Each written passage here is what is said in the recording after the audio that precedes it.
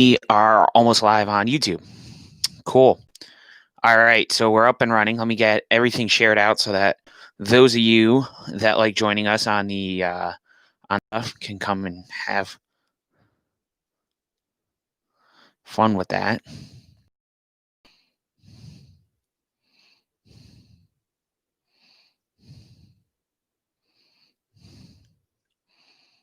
And let me do that real quick.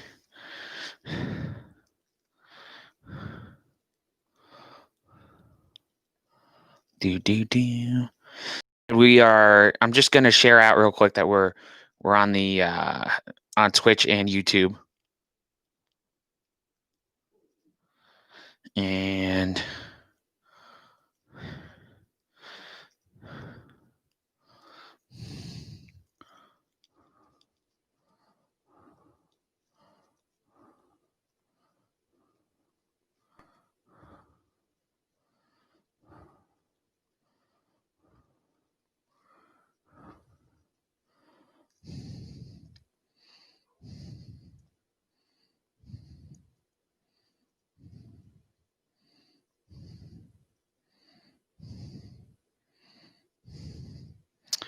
then I'm gonna go grab the YouTube real quick.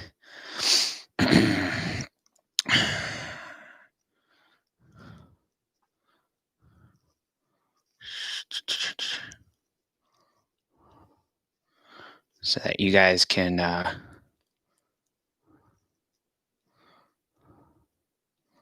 nope, that's not what I wanted to do.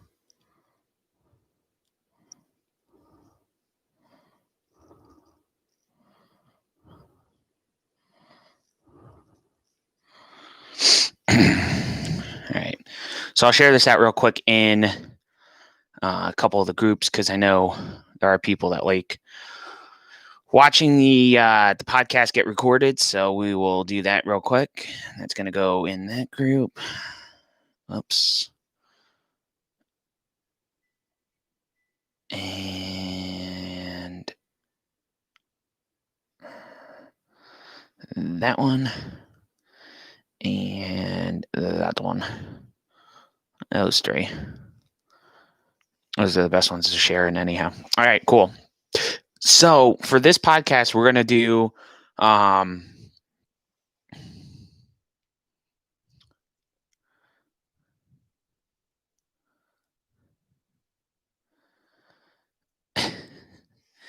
we are going to go over the Daytona race weekend recap. So we'll go over the Cup and Xfinity race. We will also go over Gate for the Truck Series, and we'll look ahead at Darlington, and we'll talk about the latest in the silly season news, rumors, and all that stuff. So we will get you guys all up to date on that. If you guys have comments, anything you want to add, be sure to drop it in the comment sections, either on YouTube or on Twitch. I have both of the streams open, so I can do that. And I'm already in Anchor, so we're going to do my thing real quick. We're going to start our new episode. There was a ton of Darlington throwbacks today. So if you guys haven't checked out the Facebook page, if you go facebook.com/the crew chief, we have everything that's been released today is up there. And then also on our Twitter, we have either retweeted or I shared out the pictures of the schemes that were released today. And also on our Instagram, we have a bunch of this stuff. So Twitter, it's at the crew chief, and also on Instagram, it's that one is different. That's at Crew Chief's Corner. So you can check us out on those socials.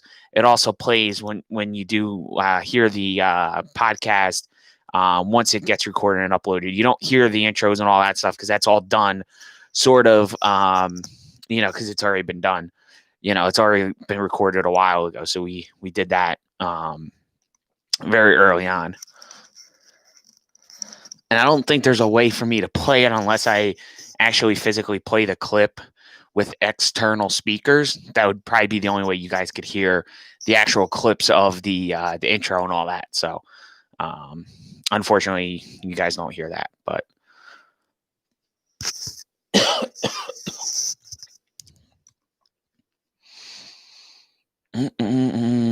I got to dig for my. Oh, I just found it. There it is. Have to go dig for my intros and outro. going on here?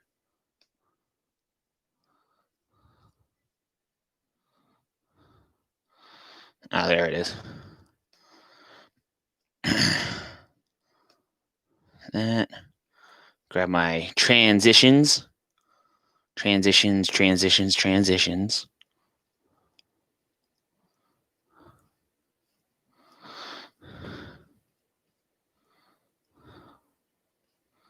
That one.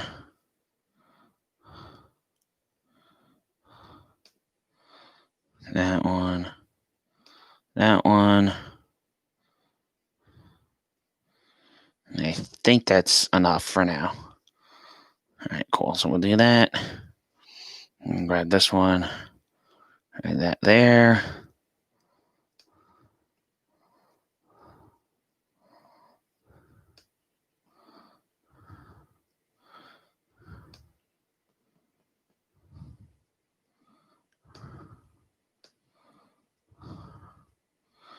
All right, cool. All right, so we're ready. I don't see anything on either side of any comments, so we will just dig right into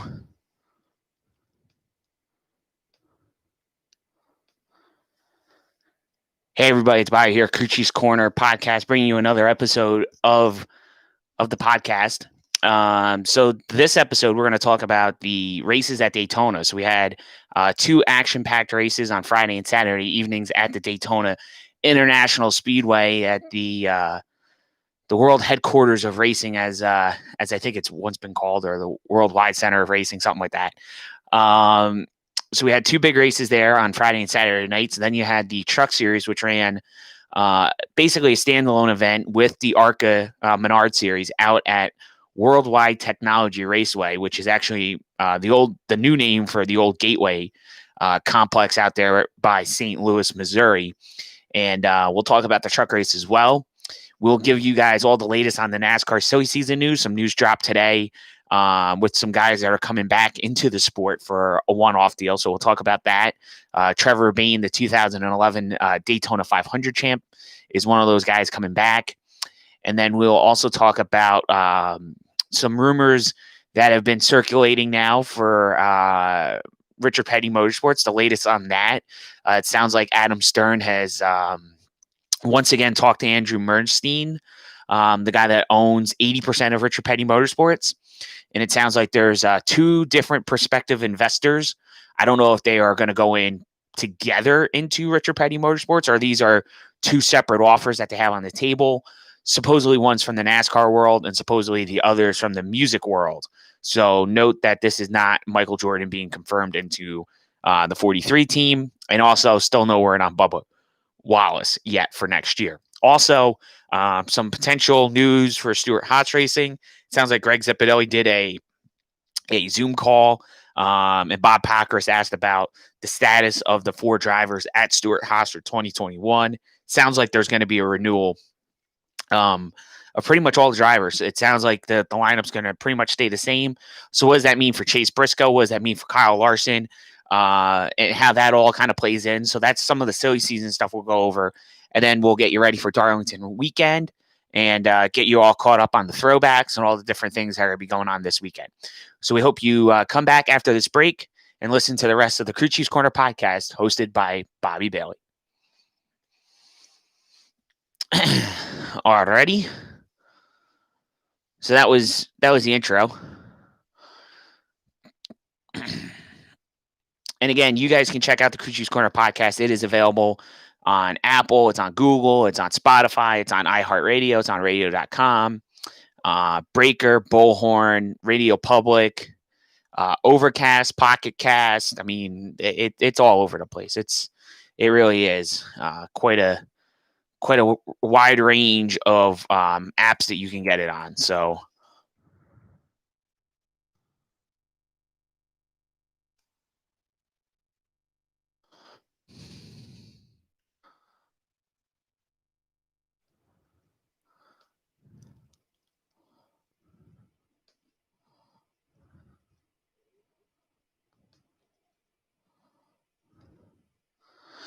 all right, so we're going to go in as long as there's no comments, which there's not. We're going to go right into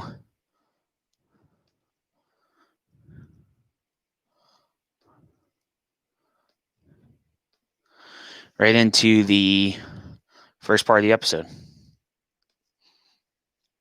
All right, welcome back to the Crew Chiefs Corner podcast. I am Bobby Bailey, bringing you the Daytona race recap. So we had two really different races at Daytona this time around in August, and it was so bizarre for me because I didn't know what to think going into having, at least for the Cup cars, having Daytona as the the playoff cutoff. I wasn't sure about it. I thought it was going to be a bit of a wreck fest, and really the Xfinity race was a wreck fest, and the Cup guys did a great job. They kind of held it together for most of the race, but the guys on the Xfinity side of things, you would have thought that they were going for it like it was their cutoff. Like this was your last shot at getting into the playoffs, and that was going to be it.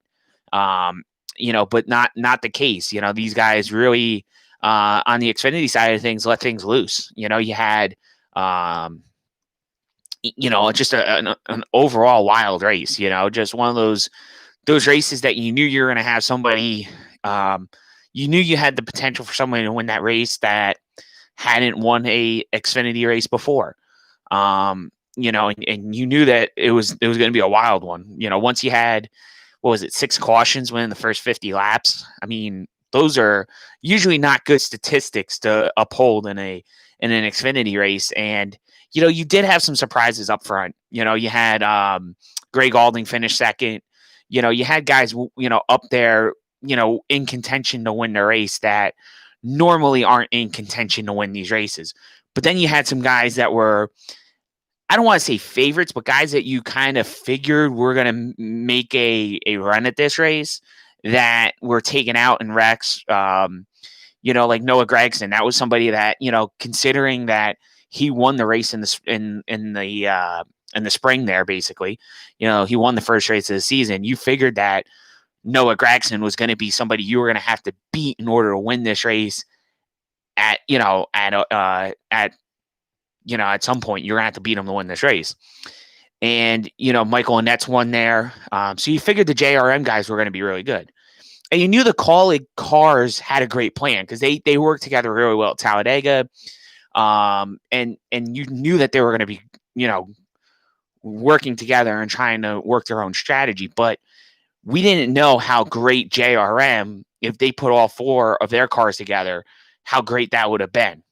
And then really what happened was you found out there was kind of like take JRM out night, Annette and Gragson getting a wreck and Jeb Burton. I'm sorry, they had 3 cars. No, they do have 4 because they have, I don't know why I said 3. I think 3 out of the 4 worked together. There was always one guy who was kind of doing his own thing, but nonetheless, it seemed like they all kind of did, the 3 of them worked together. And, one guy was kind of doing their own thing. Allgaier seemed like he was kind of doing his own thing. And, without, and then it seemed like you had Gragson, Hemrick, and Annette were kind of doing their deal. And Justin was doing his own, was doing entirely his own deal. So that kind of made it interesting. And then the Kaulig guys were working together. And, when you look at the 3 Kaulig cars, Allmendinger has won this year. Haley won this year. They really needed to get a win for Ross Chastain. So, if you look at the end of that race, and I get there wasn't a lot of cars left because, he had some names that were taken out early on. You had those big names taken out early in those races, early in that race that really just kind of took away from the ending, if you know what I mean, because literally the 3 Kaulig cars just ganged up on him. There was really nothing any of them could do because, they tried breaking up. I mean, Cindric and Briscoe tried breaking up the Kaulig cars, and they did. They actually broke Justin Haley off of that group and kind of stuffed them a little bit further back, in the pack, but he only really lost 2 spots. And then, when that wreck happened there at the end, when Chastain had that run, and you knew when I saw that run coming, I was like, man, Chastain's gonna go to the inside of Allmendinger, and there's gonna be no way Allmendinger's gonna be able to stop this run. And when he came down the block, I'm like, oh, he's gonna get wrecked. And when he got turned, I was like, yep, there it is. And AJ took a big hit, but thankfully he was okay. And then Ross had some damage as well.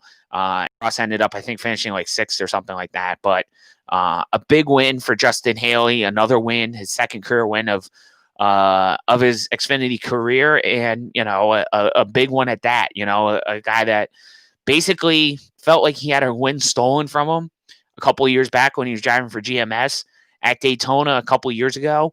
So he kind of got that redemption win at Daytona, which is big for him, and a guy that really doesn't know what his future holds. If you ask Justin Haley today, what does 2021 hold for you? He would tell you there's really nothing in the offing. I mean, I personally think he's got a seat.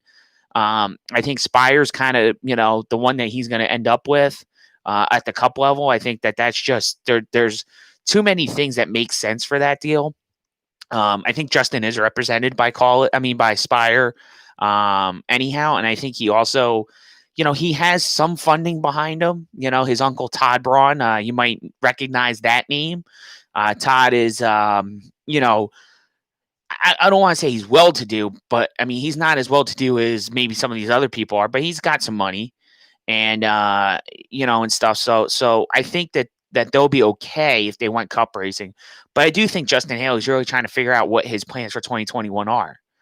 And, these two wins have helped him, and it was kind of funny because I was reading on Twitter, some of the social media comments that people made is that, a couple of people said, well, Haley only gets lucky when he wins races. You know what? Sometimes being lucky is good. And you got to look at it this way. Justin survived a lot of those wrecks last night, on Friday night. He survived a lot of them. He plays a factor. I'm sorry. It does. And say what you want, but this kid's got 2 Xfinity wins. I think he's got 2 or 3 truck wins. And he's got a Cup win, and you can't take that away from him.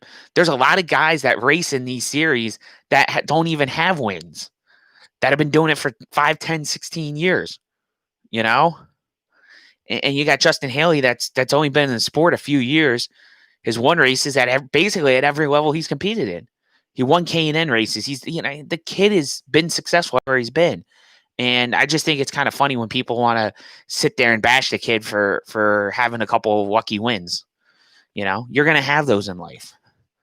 But it's one of those moments that I'm sure he'll never forget, actually taking the checker flag at Daytona and it not being shrouded in some kind of controversy one way or the other, whether it was a rain shortened win that NASCAR, kind of botched the call off. You went back and listened to last year's Coke Zero Sugar 400, they were going to throw the green flag. And that's why Kurt Busch and a lot of those cars pitted and Justin Haley stayed out. And then they waved it off after those guys were on pit road already. So, Haley got a win in the Cup Series, again, under some controversial standpoints, and he had a win taken away from him at Daytona in the Xfinity car, again, because he went below the yellow line, which was kind of controversial. There's some people that advocated that he didn't go fully below the yellow line. It was only one tire, this, that, and the other. But, at the end of the day, he went below the yellow line. That's a judgment call NASCAR had to make, because if they didn't do that, then the Regan Smith conspiracy theorists would have been going crazy about the win that they took away from Regan all the way back in 2008.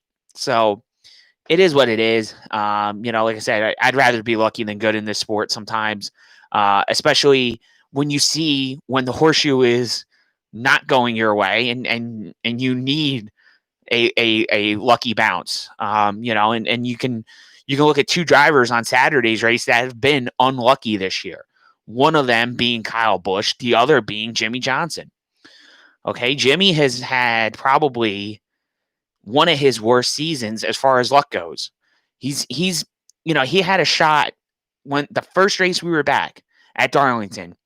He was trying to pass a car that was going to go a lap down Chris Buescher. And Buescher got on that apron, got loose and off of turn 2. And Jimmy had to try to avoid him at the last second and spun and wrecked his car. and he was 2 corners away, 2 corners, guys, away from getting 10 stage points for winning that stage and a playoff point. You know how many points Jimmy Johnson missed a playoff cutoff by? 6. So if Jimmy Johnson doesn't wreck that car at Darlington and wins that stage, Jimmy Johnson's actually in the playoffs this year. And that's taking away the fact that he got DQ'd at Charlotte and taking away the fact that he missed the Brickyard 400 because he had COVID. So say what you want. Jimmy Johnson, could have made it by 4 points. Even with William Byron winning Saturday night. Now, I'll say this about the Cup race. The Cup race overall, some people have said it's boring. I don't disagree with that. I mean, I think the beginning of the race, it was very anticlimactic outside of the stage finishes. There was a lot of follow the leader. There was a lot of, manufacturers pitting at the same time. There was a lot of these weird things going on in the race. There was a race within the race, it seemed like almost. But at the end of the second stage, going into the third stage, you kind of knew business was going to pick up. You kind of knew that the guys that needed to make this playoffs, whether it was Jimmy Johnson, whether it was Matt DiBenedetto, whether it was William Byron, or you had some of those the guys that were really out of it, like Christopher Bell, Matt Kenseth. You knew you had some of those guys were going to come in and basically shoot their shot almost. They had to do something in order to get their cars in the mix to be in the playoffs. And, when you're coming down to it, we got to, what was it, 9 or 10 to go there. And I'm like, there's no way we make it all the way through this race with no wrecks. We hadn't had a wreck the whole race. We had some one-car accidents. We had like James Davison had some problems. We had some minor stuff here and there, but nothing that was, nothing that was crazy. There was no big wreck. And then we had the first big one, and it was really Tyler Reddick, was pushing the envelope and basically caused that wreck for Eric Jones and Kyle Busch and took out a lot of cars, but magically Boyer, DiBenedetto, Jimmy Johnson and Kenseth and others that were on the bubble, so to speak, missed it. And it was all the guys that were in the playoffs. It was guys like, Kyle Busch in there. And you had, guys that were locked into the playoffs that were in those wrecks. You didn't have the guys that were, not in it that were taken out. Eric Jones, but Eric Jones had to win. Eric Jones couldn't point his way in this year. He had to win in order to get in, but those weren't in the cards for him. But you look at that second big wreck, okay, the one that a lot of people are. Listen, I'm a Matt Kenseth fan through and through, and I like Joey Logano. I am not a Denny Hamlin person at all. I don't like Denny for 5 seconds, but I will tell you this: that wreck was not caused by Denny Hamlin. That wreck was actually something started in the tri-oval by bump drafting going wrong, and Logano got into William Byron a little bit, which we all thought caused a tire rub on the 24. And the call by Chad Knaus to not come down pit road, knowing that Jimmy's car was basically destroyed. There was no way Jimmy Johnson was going to improve upon his position unless there was multiple big wrecks on the last lap, which ended up happening, but he still ended up finishing short of the playoffs. There were still enough cars in that pack coming to the checkered flag that were still running, that Jimmy wasn't able to pick off enough spots in order to make the playoffs. So you had that. And then the other thing that I thought was kind of interesting, like I said, was the fans that were blaming Hamlin for that wreck with Logano. It really wasn't their fault. It was DiBenedetto, I think, shoved Kenseth into Hamlin, which shoved Hamlin into Logano. So there was some aggressive driving in that pack, believe it or not, that caused that wreck. That wasn't a Denny Hamlin wreck cause. Denny was trying, I understand the Hamlin trying to block folks. But that was a wreck that was kind of like an accordion. And Hamlin even said, he says, I hope the 22 understands I was being shoved into him. And he was being shoved into it. And Joey, after the race, I mean, Joey, when he got out of his car and did the media after his wreck, he wasn't sitting there blaming Hamlin. He was sitting there and saying, "Well, it's restrictor plate racing," and it really was. And I think that I think Hamlin made a point to say something to a spotter to tell Joey, because remember that whole thing with Hamlin and Logano at Martinsville last year, where Hamlin's sitting there making fun of him, saying, "That's short track racing," and the crowd went wild on that. So remember that was a whole thing. So I think that's why Denny was like, "You better tell the 22 I was being shoved into," which he was. He was being pushed into that mess by Matt Kenseth, who was getting shoved as well. So don't put that one on Denny. Okay, that's all. And like I said, I'm a Kenseth fan through and through. I mean, I don't think that Matt was doing that intentionally. It was just the guys were getting rambunctious. Feeding time at the zoo was getting closer and closer, and they were just getting ready to trample on each other in order to get that checkered flag, because they all wanted to win. It's a big race. It's a the race before the cutoff, and you want to make the playoffs. You want to make your sponsors happy. You want to make your fans happy. And you want to make the playoffs. I mean, that's every one of these drivers' goals when they start the season at Daytona in February is when we come back here, to determine the playoffs, we want to be in. And if we're not, we at least want to be in a spot that we can win and be in. So very interesting to see, that. And then you get to the final restart. So that overtime restart. And it's going to be a disaster. I mean, you have Byron up there. D Benedetto's in the mix. You have, Christopher Bell's in that mix with Hamlin. And you know that this restart's going to go terribly bad. And you realize what's going to happen. And, Byron just was able to, it was Truex. I said Hamlin, it was actually Truex. You knew that this restart was going to be bad news. And, the first lap, everybody was clean. And then after they got the white, they had that wreck with Boyer, where Boyer got turned into the wall. I don't know what happened there.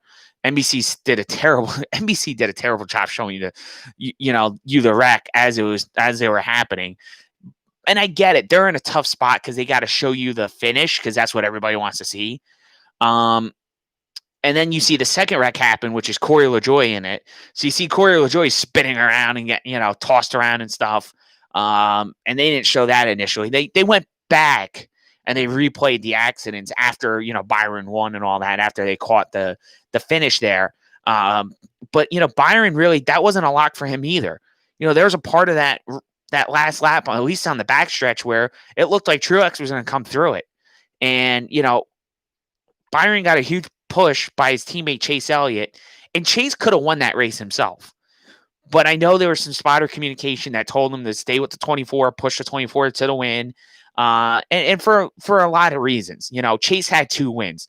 This win for Chase, the only thing this would have done was put him in a tie with Brad Keselowski, because Brad's got 3.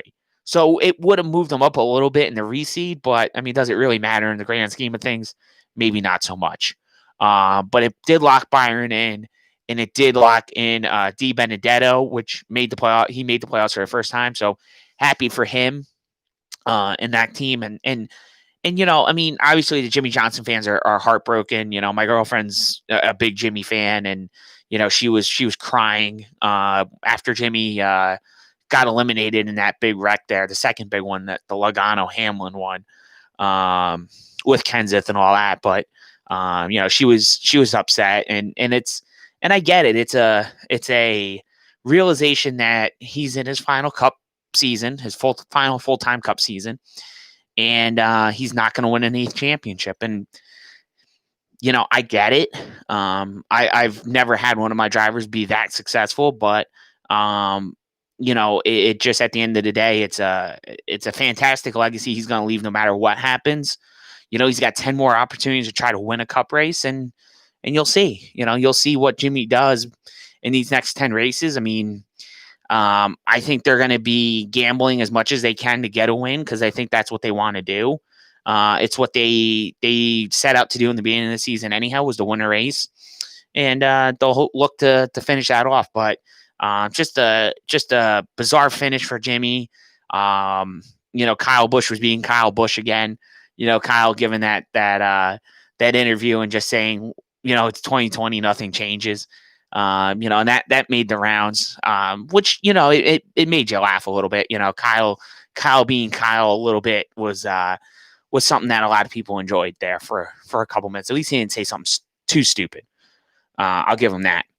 So we got a couple minutes. I want to get into the truck race at Gateway. Listen, say what you want about the no live pit stop. Say what you want about that. This is what the Truck Series was in the early 90s, the early to mid 90s when they started this series out. This series had no live pit stops for years and years. Okay? So let's all quit complaining about the pit stops.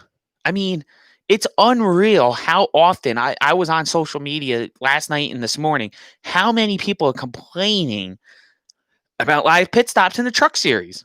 I get it in the Xfinity Series, but I don't understand it in the Truck Series. And I'll tell you why. The trucks, when they started the trucks out, they ran at short tracks. They ran at like South Boston. They ran at Hickory. They ran at places that really didn't have infields like a Bristol, a Martinsville, a Dover. They didn't have those kinds of tracks that they raced at. They raced at a lot of these tracks that had pits. Their pit areas were outside the tracks. Crown Ladder, I remember back in the 90s, they ran at Flemington Speedway, which is about 45 minutes to an hour from where I'm at here in northern Jersey. There wasn't a grand pit road that these cars went on. These guys all had to pit outside the track and then come back in. Yes, it was a halfway break, not stage breaks like it is today, but who cares? The stage breaks work. You give everybody 3 minutes. You can work on your trucks. You can do what you need to do to them. You can't swap the motors out. You can't swap the transmissions and stuff like that. But if you want to take, and put a different sprint, different, rubber in the springs, you want to change out your shocks. Whatever you guys want to do within that 3 minutes is really up to you. You do whatever you need to do. And I think that that's what the Truck Series needs to get back to, because the Truck Series, out of all three of them, is probably the one that's got the least amount of money to be made off of a given weekend. And I'm not talking about guys should be making money in NASCAR. That's not what I'm saying. What I'm saying is that this series is spectacularly hard on a financial budget to run on. You don't have this series is basically a young man's series normally.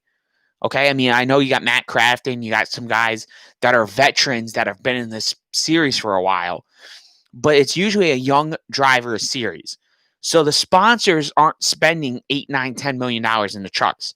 If you got a truck sponsor that's sponsoring $3-4 million a year, you're doing pretty damn good. Okay, I think it takes around 2 to 3 to run the KBM trucks of what I've heard, probably on that 3 end. But if you got a $3 million sponsor, okay, that's pretty damn good. Imagine what some of these other teams are taking. Imagine what the mid-pack, the low-end teams are taking. They're probably, if they can bring home a sponsor at about 50,000 or less, they're doing something decent. Okay? The purse money in the Truck Series is way, way low. Okay?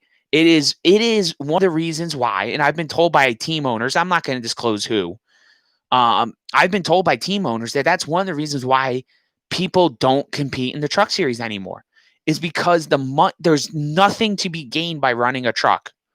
What are you gaining that you can't gain in the Xfinity Series? Everybody wants to know why all the Cup teams got out of the Truck Series. It's because of the way that model is in the Truck Series is very hard to compete in that series. And why you have a lot of teams that are just truck teams in there is because they're teams that have been doing it for years and years and years and years, and they're reusing trucks that they've had for 4 or 5 years. They're not; these aren't big budget operations. You look at Thor Sport Racing. They're using, trucks year after year after year after year. They were running trucks a couple years ago that were trucks that were built by them, when they were running the Toyota stuff, and they're a couple years old.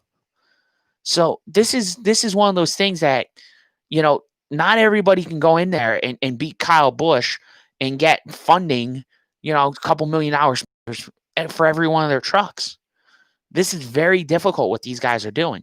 And it's one of the reasons why Brad Keselowski got out of the series, was because of the budgeting in this series. It is very hard. There's very, very small pockets of money that you get to make on this deal. And like I said, that's why a lot of the Cup teams have Xfinity cars and don't have trucks. And now you got teams getting out of Xfinity because the Xfinity model's going almost the way of the truck model is, being that hard to compete. And that's one of the reasons why they brought the Elmore engine to the Truck Series to try to lower costs. That's one of the reasons why NASCAR's brought the composite body to the Xfinity Series to lower cost. What is one of their biggest expenses in the Truck Series? Yes, it's the engines, okay? But what's their second biggest expense? It's these crew guys. Flying these guys in, okay? Think about it. These guys were at Gateway this weekend, and they had to fly. They normally would have to fly a Cup crew out of Daytona to Gateway, put them up in a hotel, feed them, and then they go and pick the car and all that. I mean, pick the truck and stuff, and then they're done. They're out. That's huge. That's a huge travel expense. So I think we need to understand that, these guys are saving money by doing what they're doing. And I'll tell you now, the owners in the Truck Series are happy that they came up with these rules. They are. Say what you want, but these guys are happy that the expenses were cut the way they've been this year. The no practice, the no qualifying, these are all savings, cost savings to these owners. As far as the race goes, I mean, we had 3 different guys that could have won that race. You had Todd Gilliland. You had, it looked like early on, it was going to be a day for maybe Christian Eckes. It looked like other guys were going to win, but Sheldon Creed wrecked Gilliland there with about 39 laps to go, and Sheldon Creed picked up his 3rd win. So really not much else to say about it. It was just, one of those deals. He wrecked him. He overdrove it, and he took the kid out. So you feel terrible for Todd, because Todd's, on that bubble for the playoffs, and really, is trying to get another win. Moved over to Front Row Motorsports, but it's really a DGR team, just with the disguise of Front Row as the official team owners and stuff like that. But it's really a DGR Crosley built truck. It's some of the crew guys are from Front Row and stuff like that, but it's really a DGR effort, and they're trying to win races. So tough deal for Todd, but for those of you that root for Sheldon, it was a big win for him. It was a 3rd win. It gave him, I think, the most wins in the series this year, so that helps him out come the time for the playoffs and all that. So we'll see. But he's got a lot of learning to do. He's competed for a championship before in the ARCA series, but he's gonna have to try to do it again here in the Truck Series. So we'll see what happens there, as the Truck Series playoffs are going to begin soon too. So what we're going to do is we're going to take a quick break, and on the other side of this break, we are going to break down all the latest news with silly season. We'll get you guys caught up on that and more still to come here on the Crew Cheese Corner podcast. I'm Bobby Bailey. I had to cut that pretty much right there to the end. I had to cut it right to the end because we were starting to run over on almost a little bit over on time there. So we had to cut that back. And that's also why I pushed the Facebook Live at 8 o'clock tonight. So it gives me a little break in between. So hopefully everyone is enjoying the Crew Cheese Corner podcast.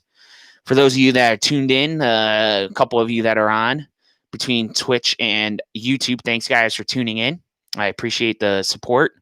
Be sure to hit the subscribe button or the follow button on the Twitch side, or the subscribe button, like I said, on the YouTube side of things, and subscribe to the Crew Cheese Corner podcast.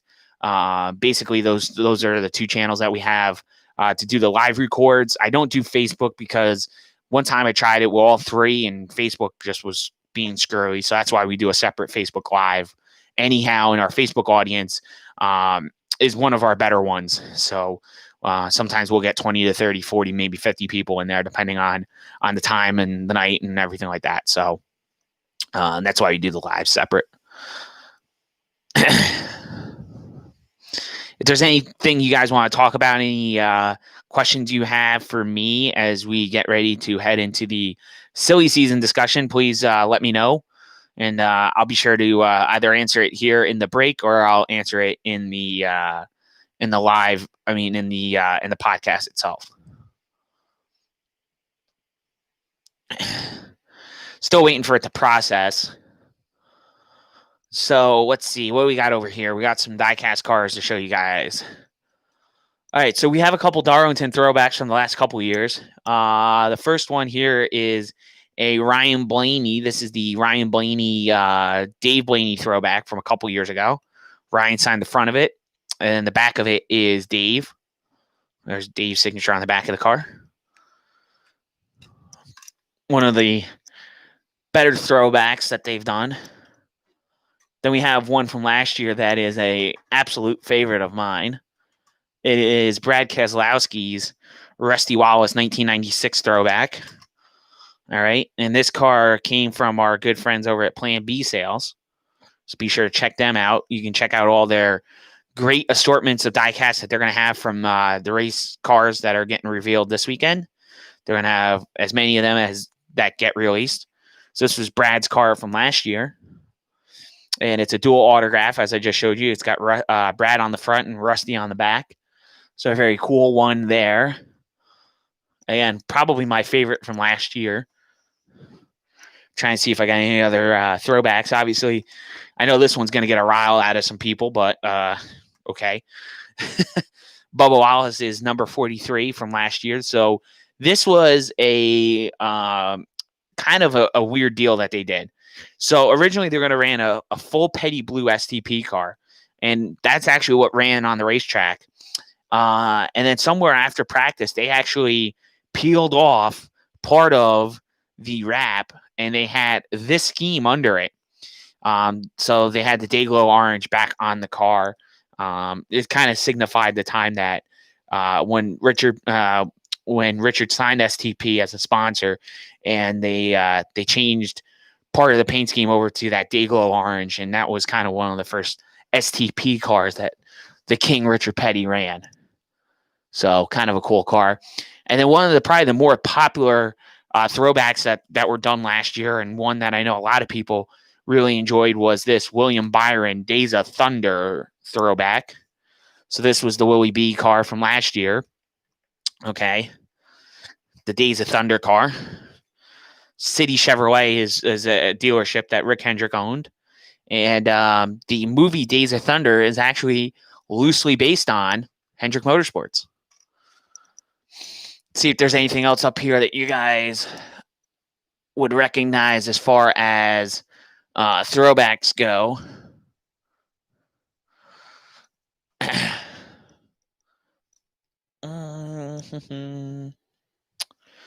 Well, I've shown you the Kenseth ones before. I think most of the ones behind me are just kind of obvious ones. Like, most people would know that those are throwbacks. You know, like this one's a Rusty, like this is another Rusty throwback. You know, this was done a couple years ago with Brad and Miller. This is actually, I think, the first Miller car. This was the 27, one of the 27 Miller cars from back in the early Rusty Miller days.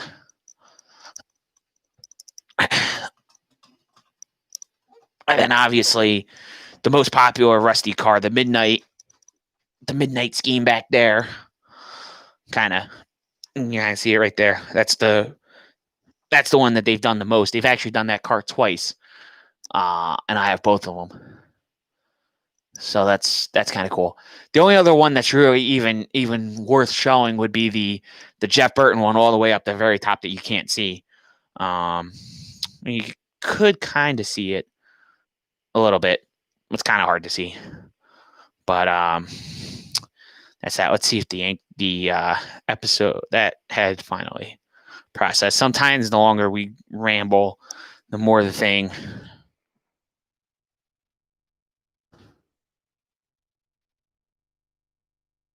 sometimes the longer it takes to process. All right, so that's all going to go in there.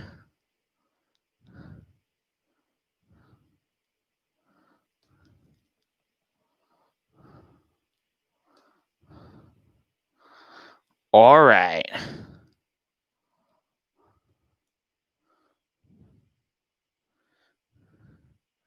Back in for the last segment. Maybe second last, we'll see. All right, guys, Bobby here, back on the Crew Chiefs Corner podcast, coming to you now with the latest in silly season news. So, really, just a lot of craziness has been going on this year. You know, we kind of touched on it a little bit last episode about guys throwing stuff against the wall, seeing what sticks. And I know for some people, that's kind of what makes silly season special. Is sometimes people just throw stuff against the wall and tries to see what happened with it. And you know, I think I touched on it a little bit.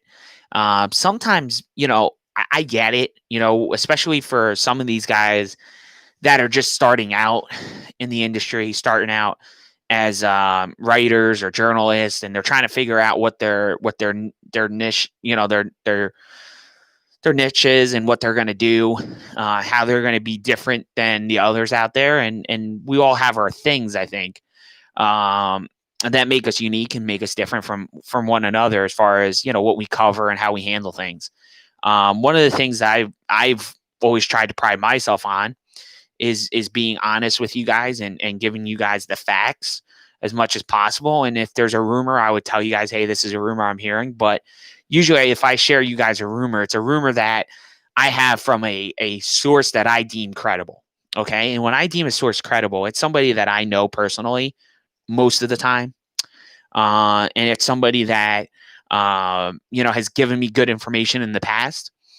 And I know it's somebody that's not going to steer me wrong. Because a lot of times, and I read an interesting article which made me kind of ponder and why I wanted to spend the first couple minutes here on this particular subject, was that a lot of times fans try to be media. And sometimes it goes great, sometimes it goes terrible. You know, and what determines whether or not people, you know, whether you can go from being a fan into a media spot is a lot about the person itself. It's not necessarily the fact of who your connections are and what they are. You know, sometimes it's what you make of things that are given to you. There's times that I've gotten stuff that I never made public, you know, and I've never even talked about, you know, and there's stuff that I have that, you know, I just didn't go with because it just seemed too far fetched. And that's okay. And I'm okay with that, because if I go with something that's thrown out there, you know, somebody that some person I've never heard of made something up and someone said, hey, I think this is credible. You know, I'm gonna figure out who the person is that said it, and B, I'm gonna try to find out if it's actually legit. Um, and sometimes, you know, I get information from people that, you know, I know other people don't get. So those are the times that I try to figure out, you know, do I run with this? Do I not? You know, and there's been a couple moments where I was given something and I just didn't make anything of it, you know, because and it wasn't that it wasn't credible. It was just I just didn't think it was the time to do it, you know. Um, and there's been times where, you know, you got to use your head a little bit sometimes with this stuff, because you can't just, you know, put your name out on something and then when it's not true, sit there and say, well, it was a rumor anyhow, because that only gets you so far in this deal. You know, you want to build credibility. It's one of those things that is so lost in society today, is that what your reputation is, what your name brings. And a lot of times people don't realize that. They don't recognize that your name, you putting something out. And if when I put something out, I put my name behind it, you know, with Crew Chiefs Corner. Yes, I understand it's not my legal name that's out there, but it's still a brand that I've built, and something I you know, I try to make sure that people recognize that if the Crew Chiefs Corner puts this out on social media, that it's got some merit to it. I'm not just going to throw something out there because I feel like it, and if I'm going to put something out there that's crazy, it ain't going to be branded under Crucci's Corner. If I have a thought, I'll go put it on my own damn account. And I won't run it as a Crucci's Corner thing. Or I'll talk about it in a group and I won't put Crucci's Corner associated with it. But that's the difference. When you just go out there and you spew this stuff because you feel like it, sometimes bad things happen, and things come back to you. And, I saw, the guy that wrote that whole thing with the Denny Hamlin, Michael Jordan, deal, decided to take a break from social media for a few days. And I think a lot of it was because he was getting a lot of crap thrown at him. And a lot of people kind of was pointing the finger at him. Like, where'd you get this from? And I feel bad. I feel bad because, I know I talked about it on my podcast, and I know lots of other people. I mean, there was a line a mile long that were going after that kid. And, some of it is, if you don't have the cojones to say it, don't say it. If you don't have the stones to take the criticism when you're wrong, then why go with it in the first place? And that's why sometimes I think being cautious, being patient, sometimes not jumping the gun on things. We saw that a lot this year with the Ryan Newman accident. Everybody knows that page. Okay, everybody knows the page I'm talking about here. That had an article or a blurb, whatever the hell they were doing, that claimed it was from Ryan Newman's dad about the status of Ryan Newman when we didn't know what was going on with Ryan Newman. And that turned out to be not a factual thing. But yet people ran with that because, it came from blah, blah, blah site. And you guys know what site I'm talking about. Those of you that remember back will know. That is almost as dangerous as throwing stuff against the wall and trying to hope that it sticks.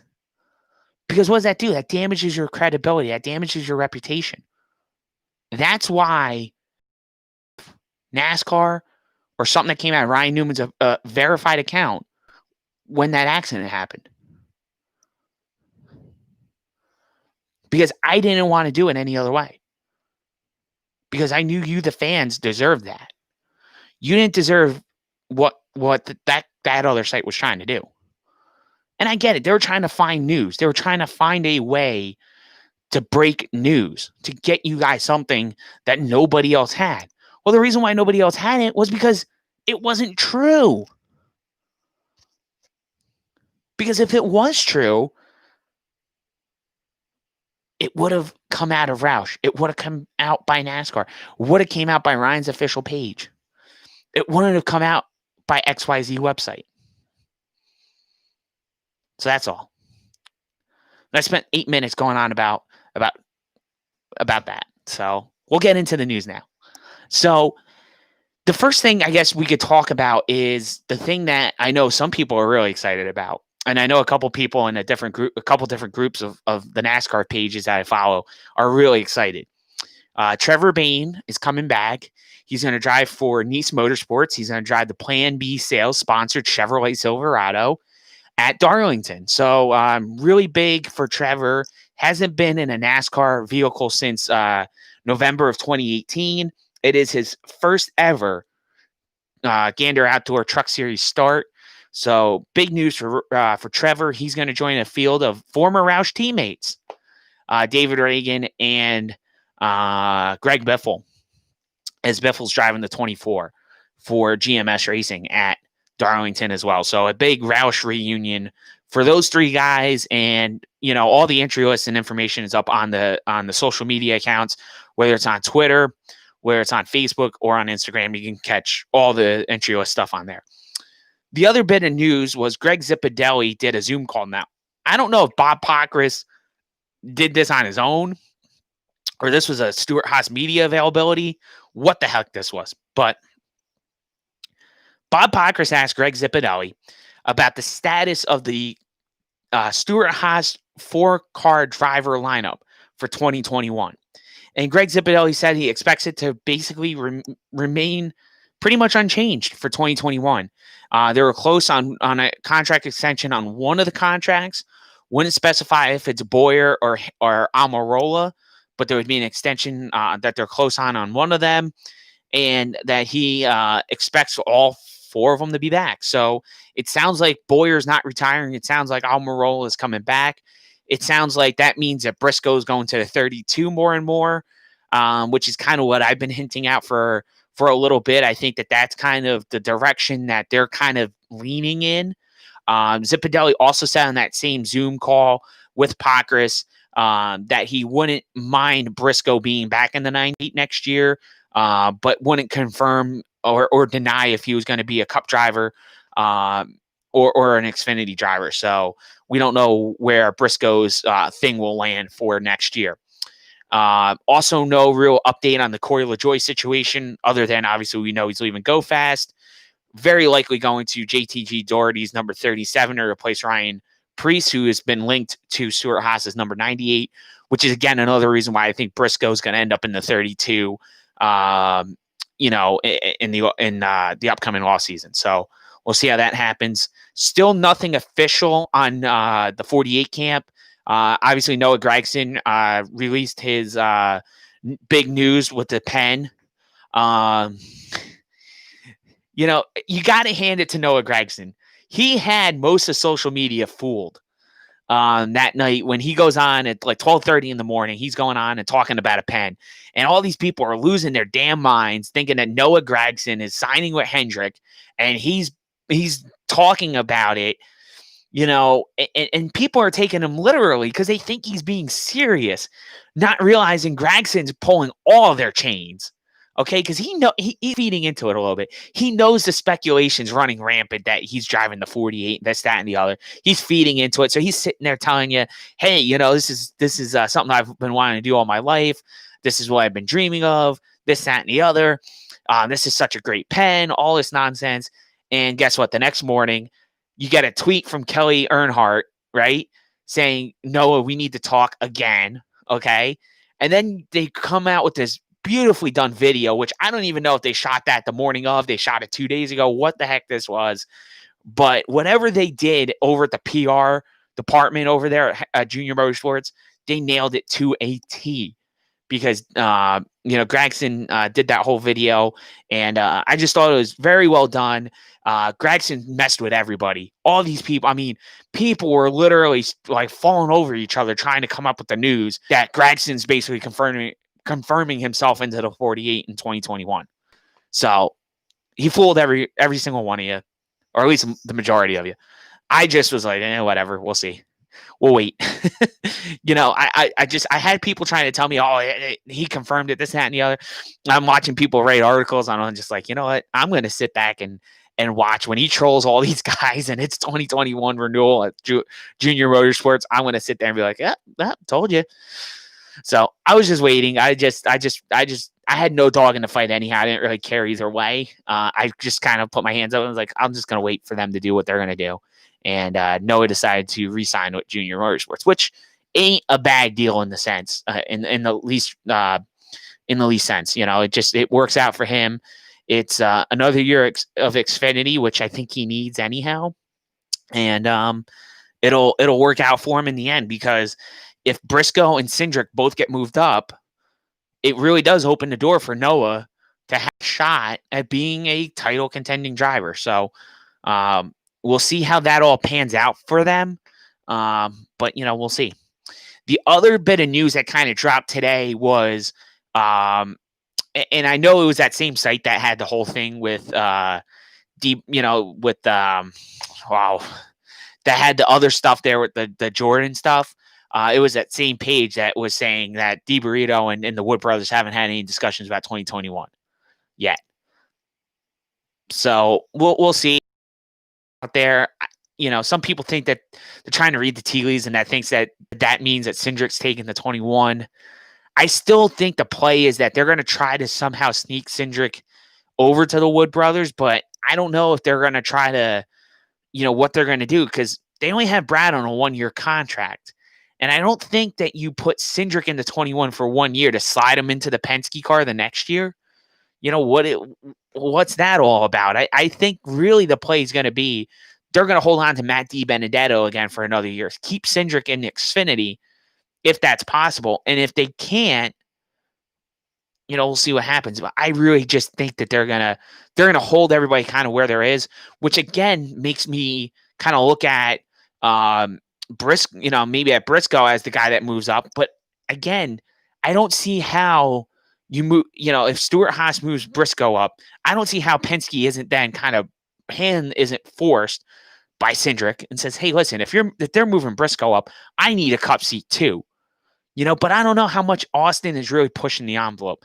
I think he wants to see what his options are. I think he wants to see what's out there, what's available, what are things that he could maybe work his way into, and we'll see what happens. But I wouldn't be a bit surprised if DiBenedetto's back in the 21, and that isn't wrapped up, within a month or two.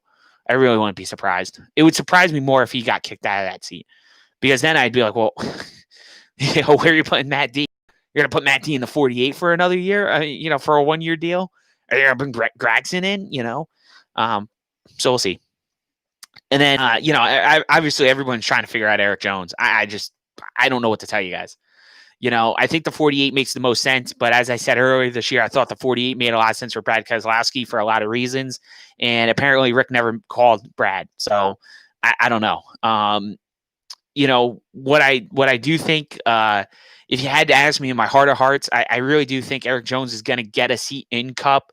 I just don't know if it's going to be something that is going to be in race winning equipment. That's just a bold prediction I have. I don't think it's something that's going to be race winning equipment. I think he's going to take that mid-level ride. If he's smart, he tries to get himself in a high-end Xfinity seat. And goes from there. But, my fear with him in the 48 with Hendrick is what will that do for Gragson? Because I think Gragson re-signed at at Junior's team for a reason. I think he re-signed there because he's kind of like, maybe they're going to get a veteran driver in the 48 that's got a year left in him, or 2 years left in them, and they're just going to do what they can, and then they're just going to slide Gragson in the 48. But I don't know what you do with putting a driver in the 48, a new driver in the 48, when you have someone like Gragson in the wings, and you're trying to figure out what 2022 is going to bring you. So we'll see, but I don't know what that's going to look like. So, and then there was a ton of Darlington throwbacks released today. There are some really good ones. Chad Fincham's going to run the Dan Marino, Bill Elliott inspired 1998 Jerry Nadeau scheme. I think that car looks really good. There's some ones that are kind of, I know they're plain, but they're well done. Like the M&M's, Elliott Sadler throwback. Very similar to his normal M&M scheme. I'm not trying to say they reinvented the wheel here a lot, but they kept it simple. They went back to a period of time where Elliott Sadler drove the M&M's car. It was 2004 at Robert Yates, one of the early partnerships that M&M's had with a different race team. They honored Ernie Irvan in their days at MB2 Motorsports a couple years ago with the Skittles paint scheme. And now they've done it with Robert Yates Racing in the M&M's 38 car, and they're going to run it, with the number font that Robert Yates had for the 38. And I think it's very well done. It's a scheme that I know a lot of people just says is lazy, but hey, sometimes plain and simple is good. And then John Hunter Nemechek is going to run a paint scheme that honors Elliott Sadler as well. It is going to honor his 1999 Citgo paint scheme. Citgard is a Citro petroleum product, and they decided to pay homage to Elliott Sadler as well. So 2 Elliott Sadler throwbacks announced on one weekend. I know Elliott was pretty happy about that. I saw that on Twitter today, that he was really humbled that two different companies that he represented throughout his career decided to throw back to his days working with them. So very cool to see for Elliott. And then I know a lot of people thought the Erik Jones paint scheme was not a throwback. They picked a scheme from, I think, 2004. It was a Home Depot lithium ion paint scheme, which a lot of you don't like because apparently it's not okay for a sponsor to want their own colors on the throwback.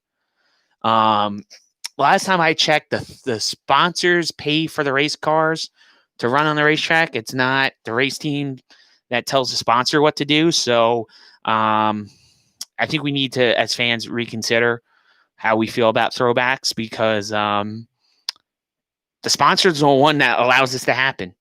You know, if the sponsor says, "Oh no, we don't like this throwback thing," they could turn around and not run a throwback. We've seen that happen too. So just be thankful that they allow these things to happen, and they're doing what they're doing. So the Christopher Bell one, I understand the track theme is champions. They're honoring champions this year, but I don't know how in the hell picking a scheme from 3 years ago angered so many people, but it did.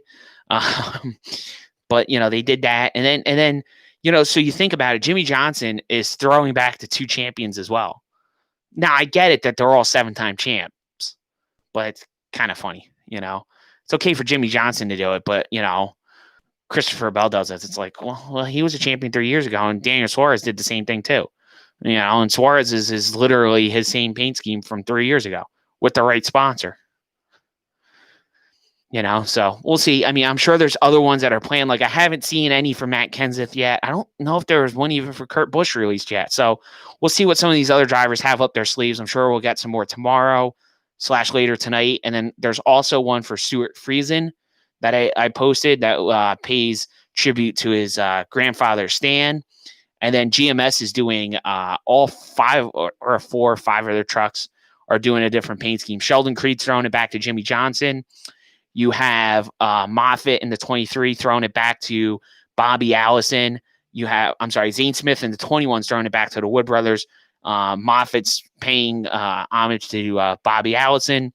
The 24 is throwing Ricky Hendrick, GMAC days. And then the 26th is throwing it back to Junior Johnson with the Holly Farms car. So some pretty neat paint schemes all the way around throughout all 3 series. We'll try to keep you guys in the loop as they all get unveiled this weekend. One that just got revealed a couple hours ago or an hour ago before we came on was Derek Kraus is going to pay tribute to Ron Hornaday's 1996 championship winning paint scheme. So a really nice job there by Napa to go dig in the archives for that one. And, with Bill McAnally Racing, and Bill's had Napa associated with him for 30 years. So congratulations to Bill McAnally Racing on the 30-year partnership with Napa, and lots more to come on Darlington Throwback. And like I said, you check out all of our social for that as well. So we're coming here to the end of the episode. Just one last reminder, if you guys don't know already, we do live stream these podcast recordings. You can check us out on YouTube. So just search for Coochie's Corner. Be sure to subscribe to the channel. You can get notified that way by knowing when we're going to go live. And then also on Twitch, we're on twitch.tv/Giants, like the football team, 02122. And we'll also have a Facebook Live, which is going to happen on Monday evening. So if you're listening to this podcast later in the week, unfortunately, our Facebook Live for this week is going to be just on Monday. There might be one later in the week, but as of now, Monday night's going to be the only Facebook Live that I have on the calendar for this week. So until next week, we won't do another podcast this week. I just don't think we'll have time to do one. Until next week, we'll catch you on the other side. We have Darlington coming up, Throwback Weekend. So enjoy the throwback logos on the pages for the week.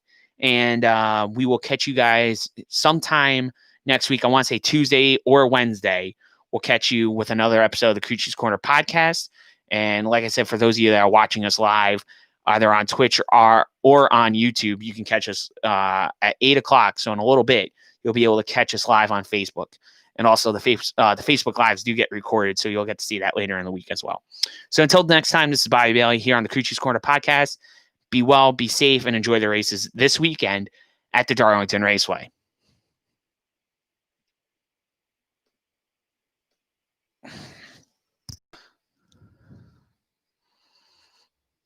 All right, guys. So what we're going to do is I'm going to shut the stream down. We will catch you guys at 8 o'clock over on Facebook.